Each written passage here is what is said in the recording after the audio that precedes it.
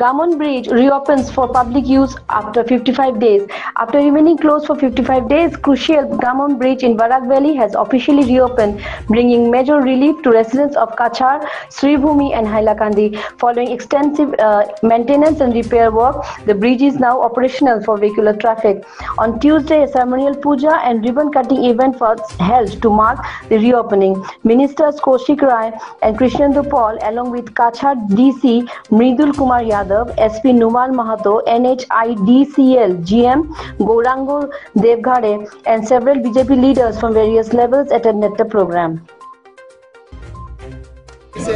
আৰু বিশেষকৈ আপোনালোকে সকলোৱে জানে আজি আমাৰ বৰাক উপত্যকাৰ যিটো মেইন ব্ৰিজ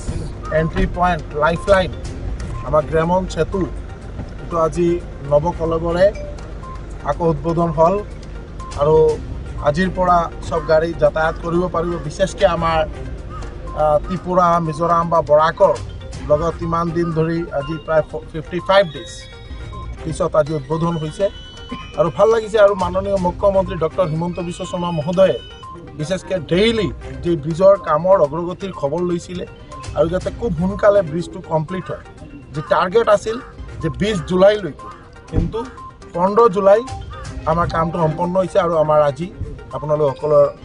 সহযোগিতা আশীৰ্বাদ ভগৱানৰ আশীৰ্বাদে আজি নতুনকৈ আৰু পুনৰাই চালু হ'ল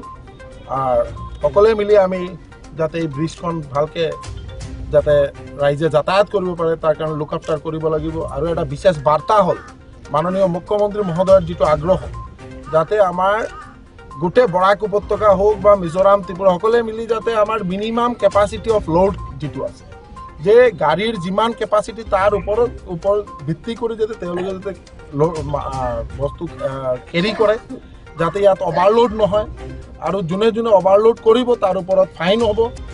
গাড়ি ধরিব গাড়ি সিজ 21 মে থেকে এই আমাদের এই গ্যামন ব্রিজ বন্ধ করা হয়েছিল 2 মাসের জন্য 20 জুলাই মধ্যে